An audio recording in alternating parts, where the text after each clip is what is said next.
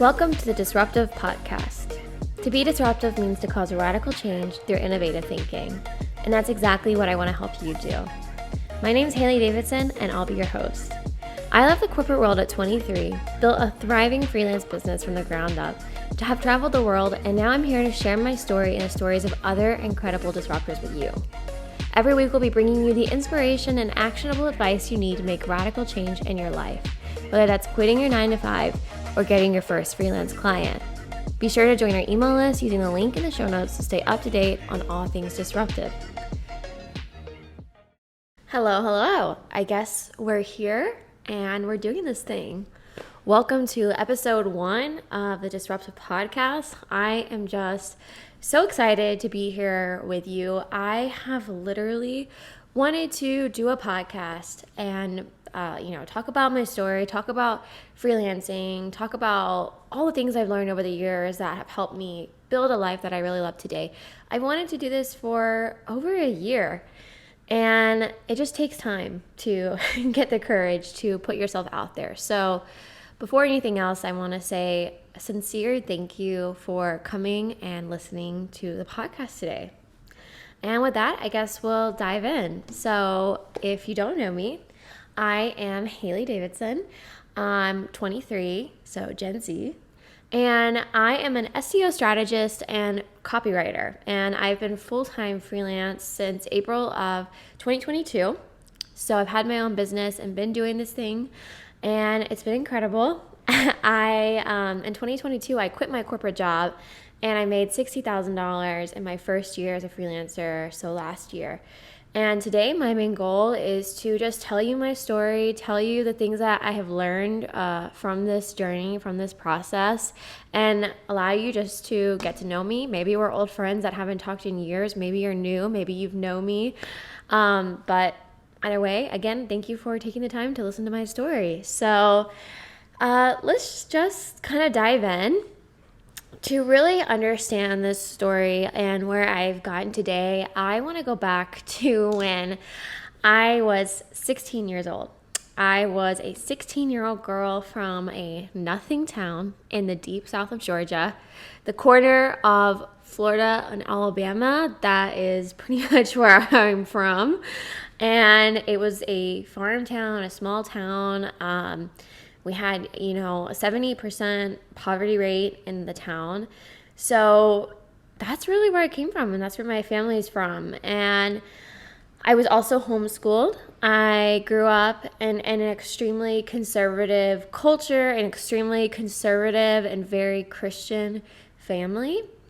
And I have always been a very passionate, very focused person. So at this time in my life, when I was 16, all throughout high school, my passion was the church, my school, succeeding in school, and karate. So I had a background in martial arts. I did martial arts for like 5 years.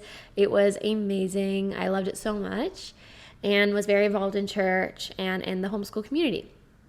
My mom was a stay-at-home mom, and I have 3 siblings, so homeschooling 4 kids was a massive job in itself. So that was her. And then my dad was an entrepreneur who was successful in business in my early childhood, but then kind of throughout high school and as I got older, he just faced a lot of struggles and wasn't able to be as successful in that. So the reason that and neither of them graduated from college. I also wanted to mention that because I was the first in my family to graduate from college, which we'll get to in a minute, but that's kind of the whole environment and context I was in when I was 16 years old, growing up in South Georgia. And the reason I'm bringing this story up is because my whole background and my whole life kind of came out of my experiences in high school. The way I grew up really impacted and drove the decisions that I made later in life. So when I was a senior in high school, I'll never forget the day that my parents told me we were declaring bankruptcy. And not only that, but our house was getting foreclosed on. So we would be moving as soon as I graduated from high school to South Carolina. And One of the hardest parts of that was just that there was a lot of shame around within our family. We didn't want to tell people. My parents, said, don't talk to your friends about this. And so it was a very lonely time. At the same time as all of this was going on, kind of when I was like at the end of my junior year, the beginning of senior year, my dad was working as a consultant for a company in New York City. He was a temporary gig to pay some bills. He hated working for someone else, just like me. I get that from him. But I ended up visiting him when I was in high school, and I immediately fell in love with the city. Within hours of landing at LaGuardia Airport, I knew that my one and only goal in life was officially to move to New York City. Whatever I did, whatever it would require, I would move to New York City. And that's how I ended up discovering a tiny liberal arts college, a Christian college in downtown Manhattan. It was a tiny, expensive AF college, but I just knew I wanted to go there. And so I just want to say that this was a big deal for me and my family, that I kind of just made this decision, and it was like overnight I was focused on this one goal. No one in my graduating class left the South. A couple of people went out of state, but most of them stayed in Georgia or went to public colleges. I mean, I grew up in a small town, like I said, with literally a 70% poverty rate, where the nearest real city was literally 2 hours away. Atlanta was 4 hours away. And I'm, thinking as I look back, what business did I have in thinking that I could move to New York when my family was literally declaring bankruptcy? We were losing the house I grew up in, and I was homeschooled. So it's not even like I went to, a prestigious private school or something. I literally had no concept of what it meant to leave the state and go to a private, expensive liberal arts college. But I went and I visited, and it was just this vision that I instantly grabbed hold of, and I knew it was what I wanted. And I think one of the biggest reasons that, of course, I wanted to be in New York, I wanted the life of New York City, but on a deeper level, all the things I mentioned earlier about my family and our financial troubles and all of that was because at 16, I'd already taken on this identity of being the perfect child, the golden child. And that meant that I had subconsciously at the time, now I recognize it, but subconsciously at the time, I had taken on this mission and decided that it was my life's mission basically to go to college, to be the first one to graduate in my family, to get a real corporate job, and to build wealth ultimately in order to take care of my family. I mean, at 16, I was imagining the future when my parents wouldn't have retirement plans and when I would inevitably be having to take care of them. I just want to mention also that looking back on that makes me kind of sad. And if that's you and your family and you feel this pressure and this responsibility, I see you and I feel you, because it is really hard, and it's taken a lot of therapy for me to recognize that I can have, real relationships with my siblings and my family. I can be real with them. I can tell them about my struggles. I can just be a normal person in my family, and I don't always have to shoulder the responsibility of our entire future. But anyway, to move on with the story, this mission of basically at the core of it, building wealth and getting a stable job, it became my driving force. It was my only commitment, the only thing I cared about. I decided to speed up in high school to take dual enrollment classes at the community college, which meant you can complete, one semester of biology, one semester of chemistry, and so you're getting 2 years worth of science in 1 year, and you're also getting credits for college. My 17th birthday was on March 19th of 2016. And less than 2 months later, I graduated from high school. So I was barely 17, I graduated from high school. Just, that's how focused I was on this goal, right? Our house got foreclosed on around this time, and our family packed up and moved to South Carolina. And then that August, my parents dropped me off at my new student apartment in Brooklyn.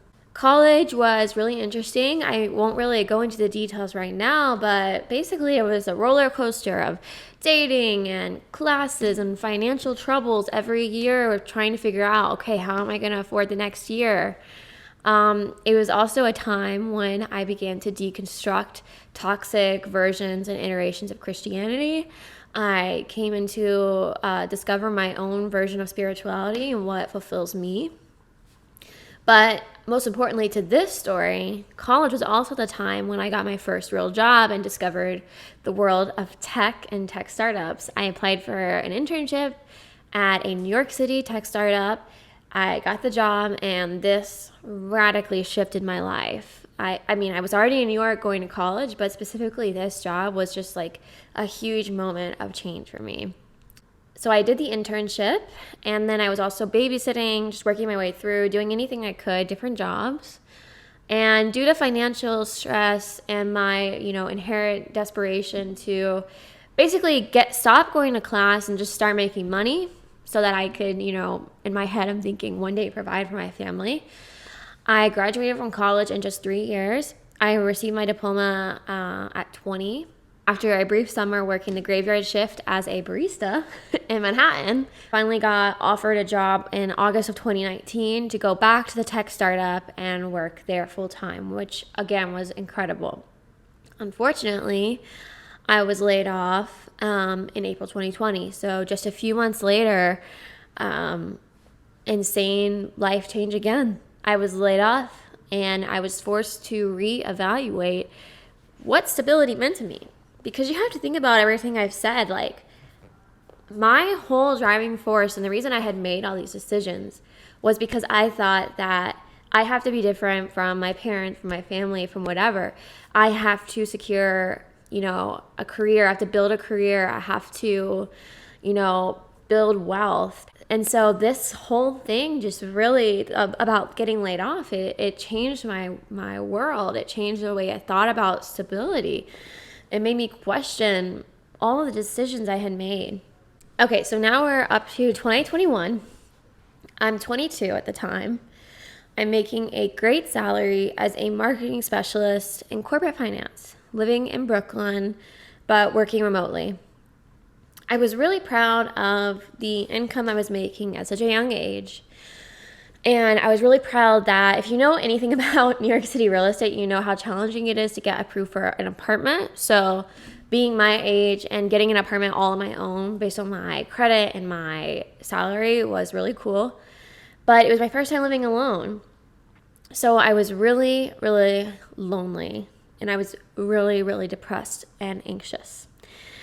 The combination of, like I said, living alone for the first time, also processing trauma from a relationship that ended in 2020, and then working a job that by that time I hated, it was all hurting me. I mean, in a way, it was like killing my spirit, my soul, my energy, but I was still stuck in that mindset that this is what I needed to do for my future. The summer of 2021, I truly didn't know how I would wake up each day and continue on. I remember days when I would log onto my laptop from bed and I would be checking emails, being active on Teams, and just crying my eyes out. I was constantly thinking like, why am I doing this? Why the fuck am I doing this? I obsessively fantasized about quitting my job to work at a coffee shop because I had done that before I got my first job in corporate world. I was like, I was thinking like, I will go back to living with 100 roommates and making $400 a week at a coffee shop because I hate this job and I hate my life and there has to be a better way. I would have preferred to be flat broke, moving back in with my family or whatever, than to continue. But even though I felt that way, even though I was miserable, even though my mental health was worse than it had ever been, I kept making excuses. Excuses like, I need to do this job because I can't let my family down. I need to do this job because I don't have a backup plan. I went to college. I did all of this work to come to New York at 17 because I do not want to be broke. And I want to prove that I can have a successful career. But even with all of those excuses, I still kept thinking like, oh my God, I've worked my ass off for 6 years only to end up completely miserable. But what changed? Because that was the summer of 2021. And within a year, I had radically changed my life. Okay, let's talk about August 2021. I decided to give up my apartment, to break my lease 6 months early, the first apartment I'd ever lived in and signed on. Talk about embarrassing. I had to have that conversation, tell all my friends, talk to the landlord. Oh, it was so hard. I remember I had a party on my last night in New York where my friends all came over. I gave them literally all of my clothes, all of my furniture. They helped me take my mattress out onto the street. But my flight wasn't until the next morning. So they all left. My mattress was already on the street. So I grabbed a blanket and I literally slept on the hardwood floor for like 3 hours before I had to depart at 4 a.m. to go to the airport. So I left New York with nothing but a couple of suitcases, nothing but embarrassment and shame inside, but just knowing that I couldn't live this way anymore.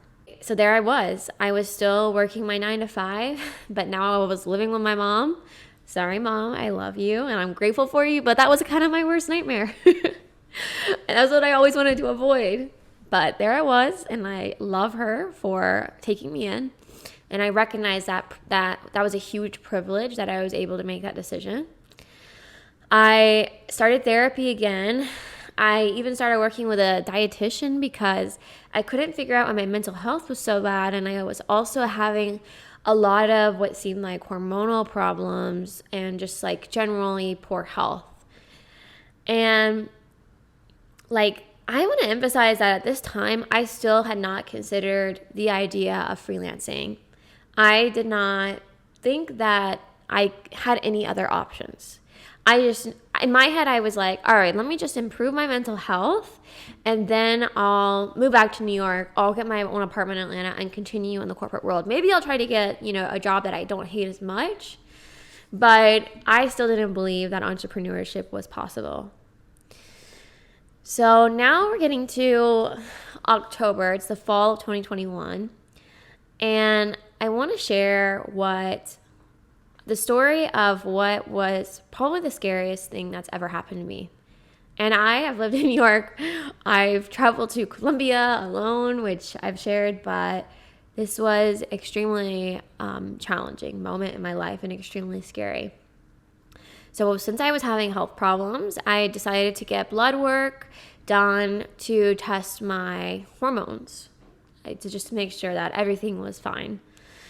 And by the way, I had to insist on getting this test. So if you're a woman, please just advocate for yourself in the doctor's office, because I don't know what would have happened if I hadn't advocated for myself, done my own research, and insisted on getting these tests done.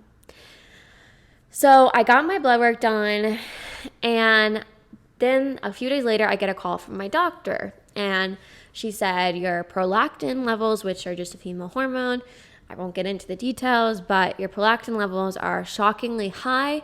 You need to get an MRI immediately. So overnight, I gone from thinking maybe I just need to get on birth control to manage my hormones to all of a sudden I need to get an MRI. What's wrong with my brain? I get the MRI, I go home. A few days later, the doctor calls again.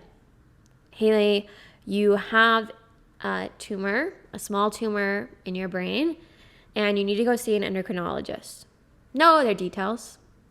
So now we've gone from overnight, I need to just maybe get, I need to change my diet or whatever, to, all right, maybe something's wrong with my brain, to, Haley, you have a brain tumor. And in the midst of all this, I'm still working in my corporate job, trying to get through each day. I had no idea what was going on. I was too scared to research. All I know at this point is I have a brain tumor. So, of course, I go immediately to the endocrinologist the next week. And we talk, and it turns out I'm sharing this because, I know there are people out there who have suffered from something similar before, and I'm happy to, if anyone wants to DM me and talk to me, I just want you all to like advocate for your health, because again, we only found this out because I insisted on getting this test, this blood work done in the beginning. Turns out it was something called a prolactinoma, which is just it's a very small growth on your brain. And long story short, it's not life-threatening and everything turned out to be fine. It's just something that's managed with medication, and you get an annual MRI just to make sure that it's not growing. So today, totally fine. It still causes some anxiety, obviously, to know that that's there, but this was really the turning point for me. Someone asked me the other day, like, how are you able to just get up and change your life? Like, what shifted?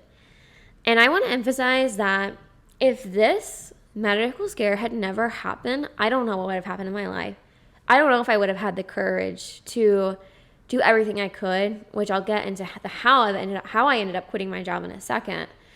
But if I had not, literally for a span of 48 hours, thought that my life was over because I'd just been told I had a brain tumor, then I don't know if I would have had the courage to do all this. I don't know what I would have done.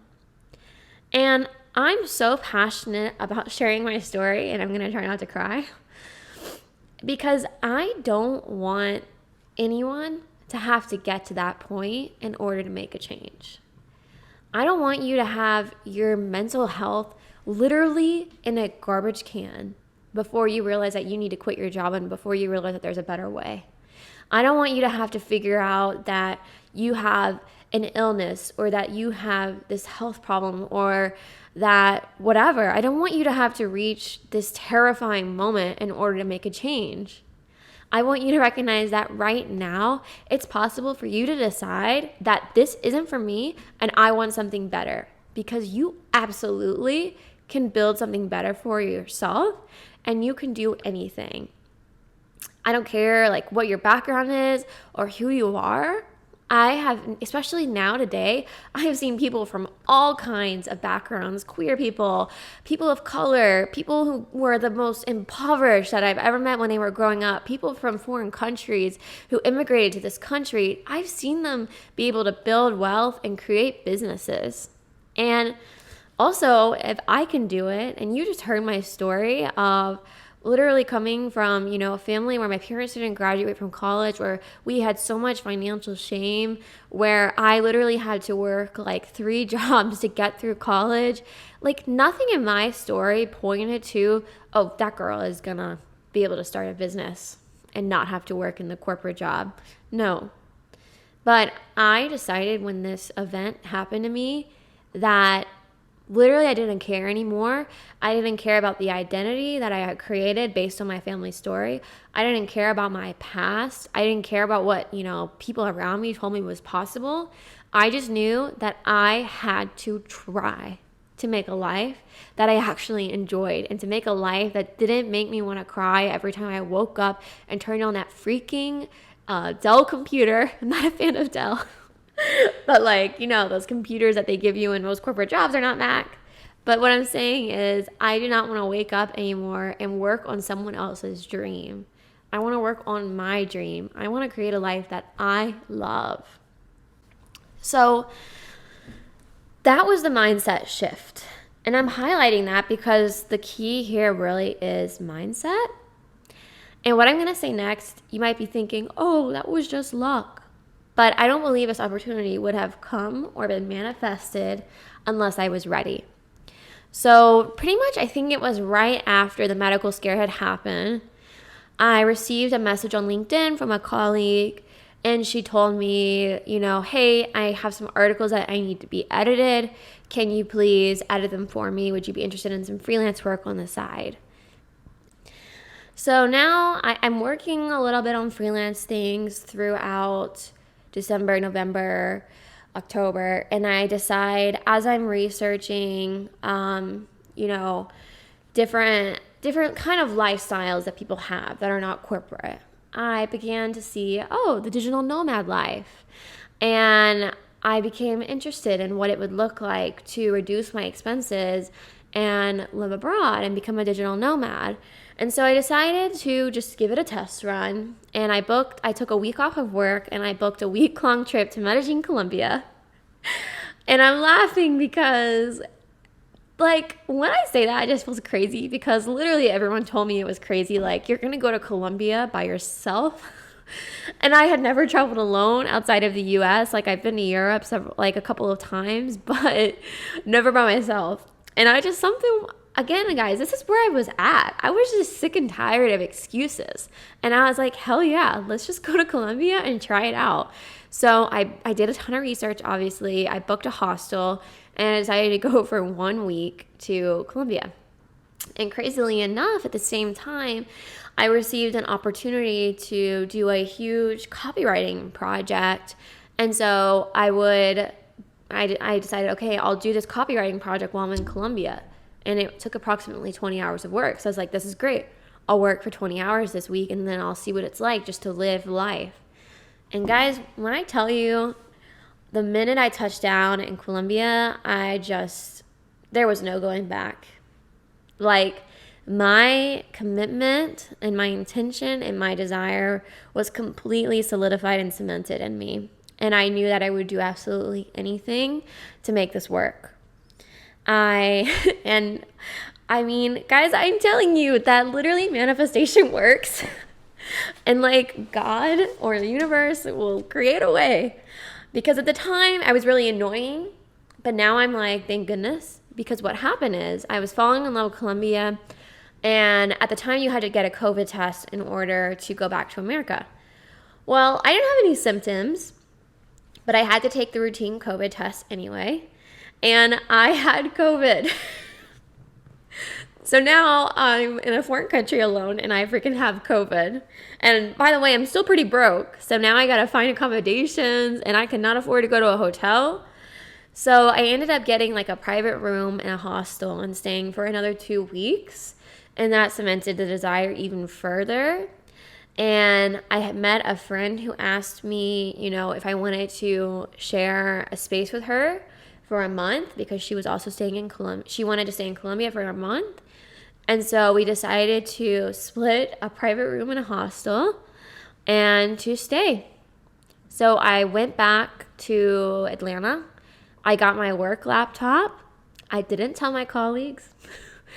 I didn't tell my boss. I ended up telling my boss later, but yeah, I didn't care, guys. I had zero fucks to give. I was so committed. I just grabbed my work computer. I grabbed some more clothes. I went back to Colombia. I paid like $150 to stay in a hostel for an entire month. And I just began to build the business. I told my one client that I had at the time that I was looking for more work. I reached out to a couple of friends that worked at different companies and told them I was looking for more work and that I was freelancing. And all of a sudden, I started getting all of these referrals and people were reaching out to me and I was getting meetings. Basically, I was able to get 2 new clients. And month 3 in Colombia, which was March, when I was about to turn 23, I had 3 clients. And I was basically working like full-time in my business and full-time in my corporate job. But in March, I made $4,600 from my freelance business alone. In April, I made $5,500. And with just enough to pay a couple of months of expenses in my savings account, I literally decided to quit my job in April and go full-time with the business. And with that, the rest is history, honestly. And I'm calling this part 1 because I want to get into how I actually have built the business since quitting my job. But today I really wanted to focus on my story and how I was able to get the courage and get the basically the foundation that I needed in order to quit my job. So let's discuss kind of the 3 to maybe what will be 5 steps. We'll see how many steps turned out to be as I'm talking. But the three biggest steps that I took to finally quit my job and change my mindset and just, make this massive change in my life. So step one, and this is a step you can follow, is that I changed my mindset and I changed what I would believe was possible. Back in early 2021, before I knew about freelancing or anything else, I invested in a pretty pricey program all about manifestation and mindset. And again, that was a kind of a leap that I took, but at that time, I wanted to believe that more is possible for me. And this seemed like the right way to begin to change my beliefs. And let me tell you, when I say that this program, it was called Manifestation Babe Academy. This program changed my life. It rewired my mind. It taught me to believe in more. And it just expanded my mind about what was possible for me. And so I began to get more comfortable taking action versus giving into my fears. I also invested a ton of money into therapy. And I want to emphasize, every business owner that I've talked to who's successful has done therapy and has done a lot of therapy. My mentor, one of my mentors, she told me the other day she's had her business for 7 years, been in therapy for 15 years. So, if you want to start a business and be an entrepreneur, you need therapy, period. Okay? So I worked through my anxiety. I worked through, basically this whole identity that I had taken on, that I needed to be the perfect child, that I needed to not disappoint my parents. And I was able to break through and realize it actually matters what I want. I don't have to just live for other people. I get to do what I want, which was huge realization for me. And so I also became obsessed with looking for alternate realities on the internet. One particular YouTuber that I became really interested in was Lost LeBlanc. I'll link to that somewhere, but he basically built a career as living as a digital nomad and traveling and filming his journey. And he had this really beautiful video about hey, this is our one life. You need to just freaking quit your job already and try to build something. Just try it. And I also recognize my privilege being a young person that was able to move into my family's house and just not have any obligations. But also there are plenty of examples of people who have done it with kids or whatever, or, with different circumstances. It might just take more time. For me, I was able to do it fast. But ultimately, no matter where you are, I encourage you to look for stories of people who maybe are in your situation. If you have kids, look for examples of people on YouTube and Instagram who have done this with kids. And you'll start to believe that this reality can also be possible for you. Step 2 was basically testing the waters. I tested the waters. So I knew that I couldn't jump off of the deep end and just quit my job. I would have quit it way earlier. I could have, but I knew I couldn't. I had bills to pay, life to live, things to take care of. So I started by taking the trip to Medellin that I discussed, and I started by doing small things like proposing a higher price to a client so that I could, in the future, afford my bills by doing this work. I also began to just tell people one-on-one about what I was doing and asking for help and asking for clients and asking for work. And this slower process of just stepping out little by little, it really helped me get clear on what I wanted to do. And ultimately, it built my confidence to jump. Because, a lot of times what we think we see on the internet as an overnight success has really been a person taking small steps, little by little by little. And then what we see is the big announcement on the internet about the business. So step 4, after I tested the waters, was kind of going all in. And that was leaning into the period of about a month and a half, where I really had to work 60 to 80 hours per week. My friends were enjoying life online, and I was sitting here wondering why I was doing this, working basically 2 full-time jobs.